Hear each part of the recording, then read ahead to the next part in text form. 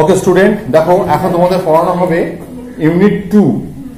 দেখো unit 2 father's help, unit 2 father's help. Class 10 তোমরা ready হও, তোমাদেরকে পড়ানো হবে ইউনিট 2 ফাদার্স হেল্প। তো দেখো ইউনিট 1 এর আমরা পড়লাম, পড়ার পরে এই যে কম্প্রিহেনশন এক্সারসাইজ গুলো ছিল এগুলো আমরা সব কমপ্লিট করেছি। এরপরে আমরা পড়বো ইউনিট 2। চলো দেখো বলছে যে Swami hoped that with this his father would be made to see why he must avoid school for the day.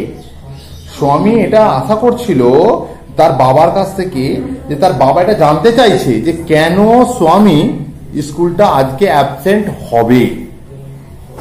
But father's behaviour took an unexpected turn.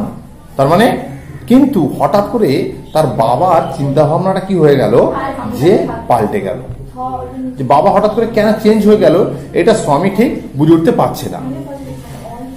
তো হি propose to send a letter with স্বামী two the headmaster. তখন সে propose করলো, অর্থাৎ একটা কথা বললো, অনুরোধ করছে যে দেখো বাবু তুমি আজকে স্কুলে যাও আর আমি তোমাকে এই চিঠিটা দিচ্ছি, এইটা তুমি হেডমাস্টারকে। আইডিয়া পাচ্ছ, এবার বুঝতে পারছো?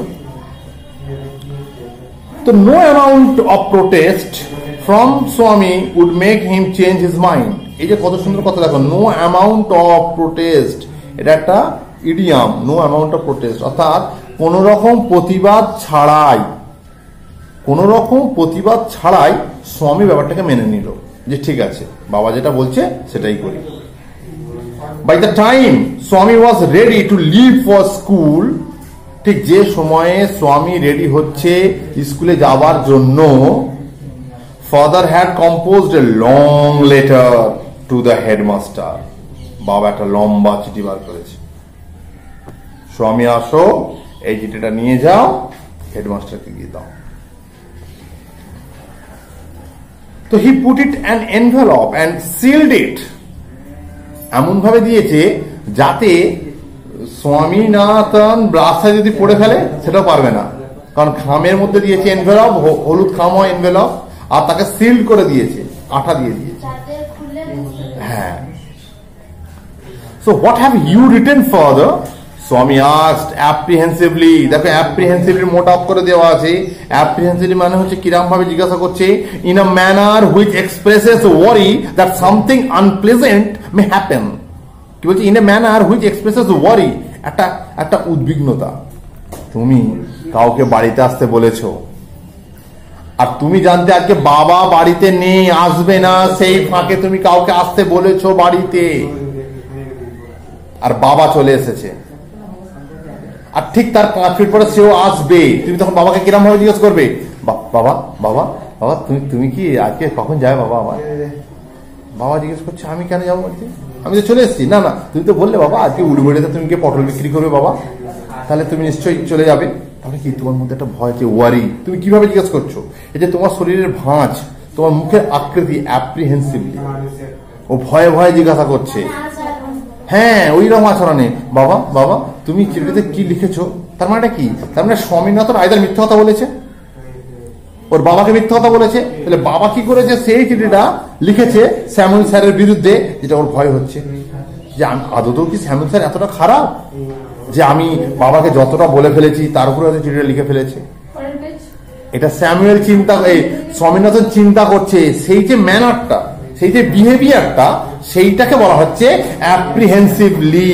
ক্লিয়ার হয়েছে? Nothing for you,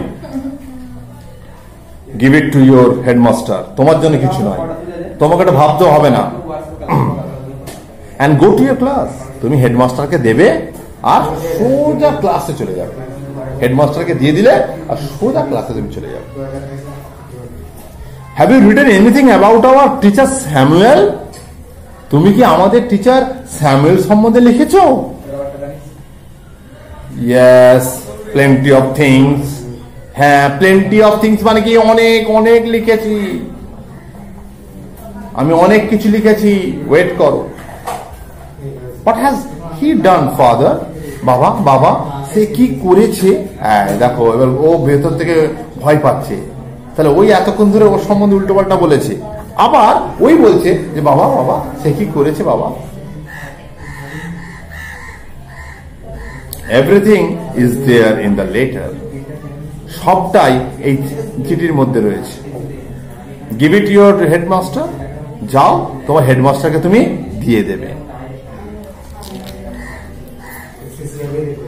Swami went to school feeling that he was the worst boy on the earth.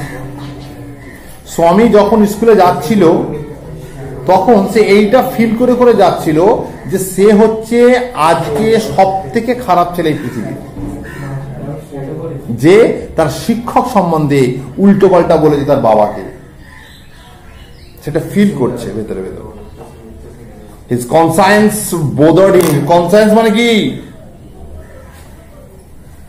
Conscience, বিবেক। বিবেক, তুমি একজনকে ঠকিয়ে দিয়েছো, তুমি 11-এ উঠেছো, তুমি একটা স্যারকে ঠকিয়ে দিয়েছো, তুমি 11-এ উঠেছো, তুমি একটা বন্ধুকে ঠকিয়ে দিয়েছো, তাকে বলেছো তুমি ফুচকা খাওয়াবে আর তুমি তাকে এগরোল খাইয়ে দিয়েছো, তুমি তাকে ঠকিয়ে দিয়েছো।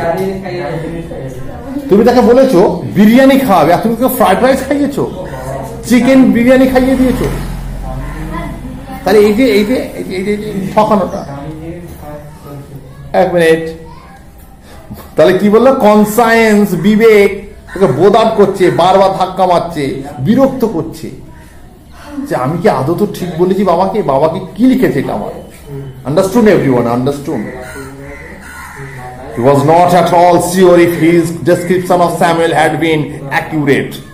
সেটা ভয় পাচ্ছে যে আমার কি বিবরণটা স্যামুয়েল সম্বন্ধে আমি যা যা বলেছিলাম সেটা কি আদৌ ওই রকমই সত্য ছিল যেটা আমার বাবা আমাদের মানে স্যার সম্বন্ধে লিখেছেন। He felt he had mixed up the real and the imagined. এই যে লাইনটা দাগ দাও, it's a very important line. কি বললো? He felt, সে এইটা ভাবছে যে আমি তো মিক্সড আপ করেছি। কি মিক্সড আপ করেছে? রিয়েল আর ইমাজিন, কিছুটা বাস্তব আর কিছুটা কাল্পনিক। আইডিয়া পাচ্ছ, বুঝতে পারছো? Swami stopped on the roadside to make up his mind about Samuel. স্বামী রাস্তা ধারে দাঁড়ালো এবং চিন্তা করছে যে আমি কি করব, মেকআপ করছে, মাইন্ডটাকে ঠিক করছে। Samuel was not such a bad man after all. সত্যি তো স্যামুয়েল স্যার তো অতটা খারাপ নয়। Personally he was much more friendly than the other teachers. এমনকি স্যামুয়েল স্যার অন্যান্য টিচার থেকে বরঞ্চ আরো বেশি বন্ধুত্ব পরায়ণ, বরঞ্চ বেশি ভালো। Swami also felt Samuel had a special regard for him. স্বামী একটু বেশি ভাবছে স্যামুয়েল স্যার সম্বন্ধে। Swami's head was dizzy with confusion. ভালো করে বোঝো, ডিজি, ডিজি।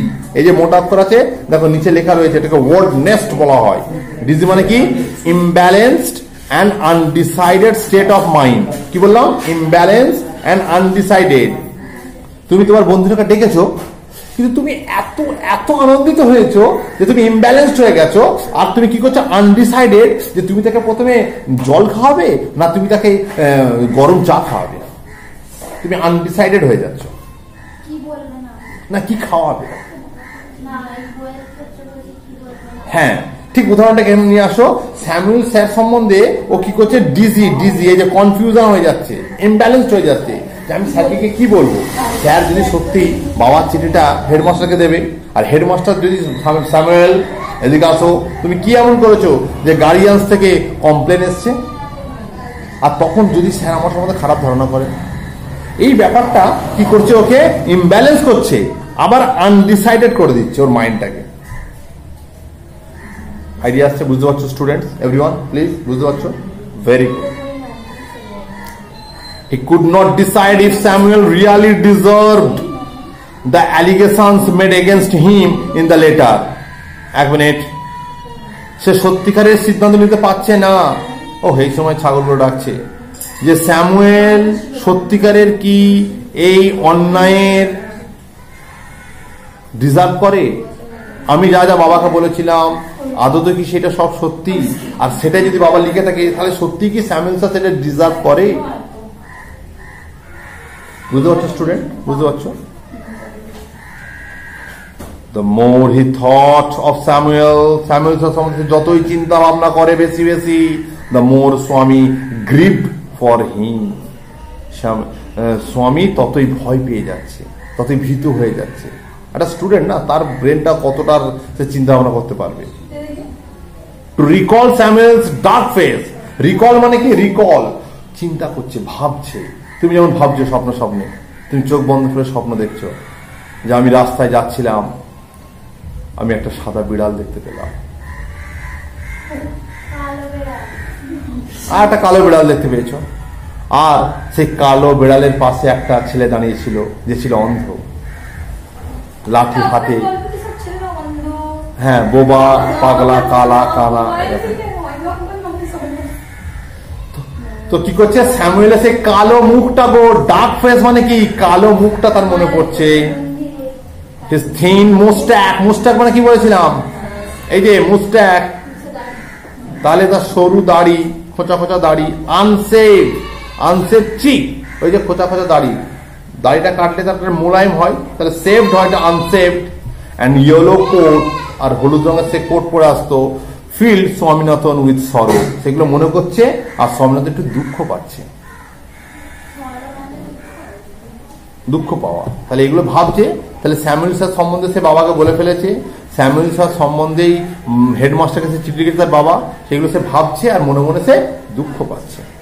তাহলে এই পর্যন্ত দাগ দাও স্টুডেন্ট, সকলে আজকে ডেট দাও, এবং হোমওয়ার্ক হিসাবে তোমরা কম্প্রিহেনশন এক্সারসাইজের ইউনিট 2 এর কমপ্লিট করে আনবে। আমরা এটা নেক্সট ক্লাসে সমাধান করে দেব।